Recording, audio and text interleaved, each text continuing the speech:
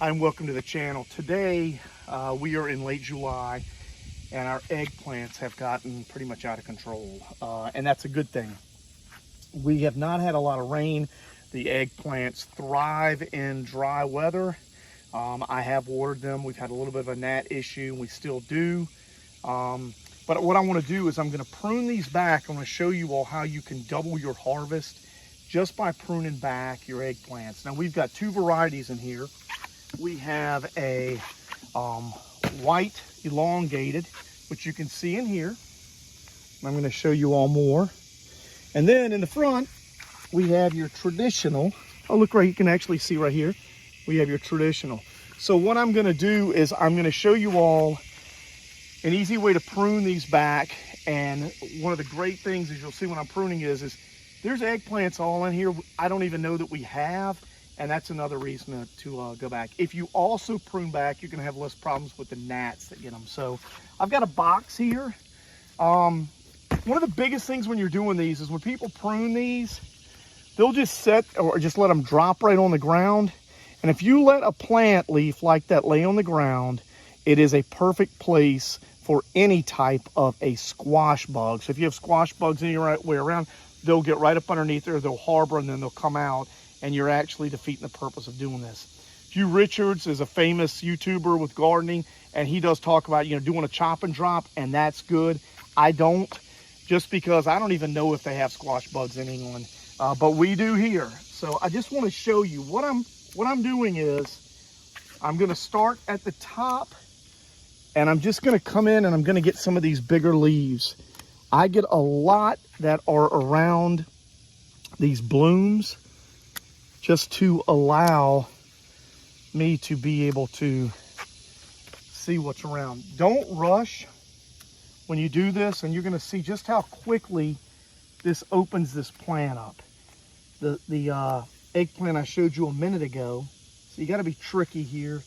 There's a bloom. I don't want to get it, but there we go. But see, that bloom you didn't even see before we started pruning. So it's allowing me to get in here, and there's really not a rhyme or reason.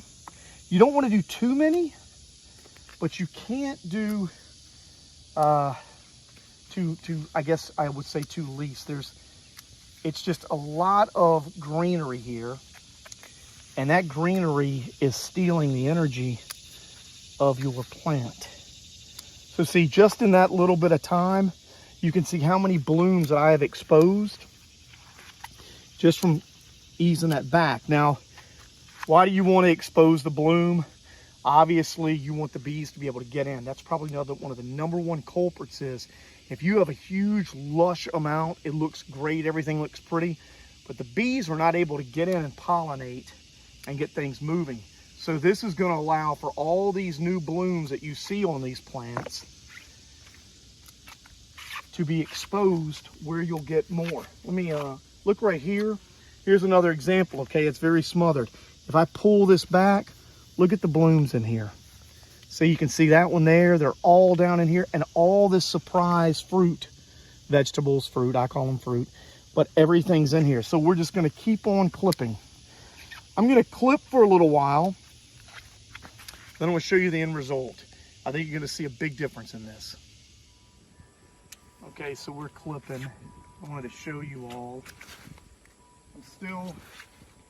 I'm still doing my clipping, but I just want to show you all. Now you saw just a second ago how much was in here. Look at how much is hidden in here. See, I'm still going to come in here, see where this fruit is, vegetables, and I'm just going to come in and I'm going to give that some room to grow. Okay, don't be afraid to clip a lot.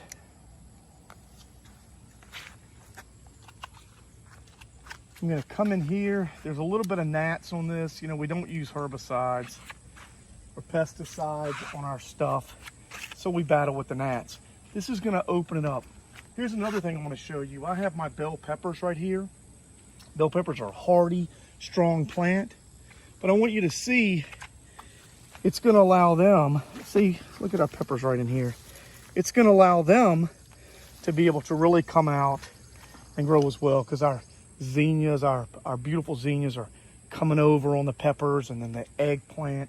So we want to be able to allow it to grow, but do not hesitate to continue to just cut this off. This is my second pruning of the year. Again, take your leaves and put them in a box or put them in a bucket. If you have chickens, feed them to the chickens. These gnats are going to lose their life here shortly. The chickens are going to eat them. But have a great week gardening. And any questions or comments, let me know. You can grow beautiful plants and you can have just absolutely an abundance of vegetables and fruits without having to throw a bunch of synthetic fertilizers on it. You keep your things thinned, you keep your gnats, you keep your squash bugs off, and you're preventative, and you don't have to worry about it. We don't use any of that, as I've mentioned, but if you do, think about this. If you have a bad gnat problem on your eggplants and you want to use 7 Dust, put it on at night, okay? And then get up in the morning early, very early, and wash it off so that it does not affect the bees of this world. You can do that, and I know some friends that do that. Sprinkle it at dusk, get up at dawn, and spray it off. That way, you will have the gnats that will be affected, and they won't be on there as badly, but the bees will not be affected. If you're not a morning person, don't take my advice because it can really hurt the bees long term. If you have any questions or comments, let me know. I know it's a short video, but there's not but so much you can talk about when you're pruning eggplants. Questions or comments, I look forward to hearing from you. Have a great gardening week.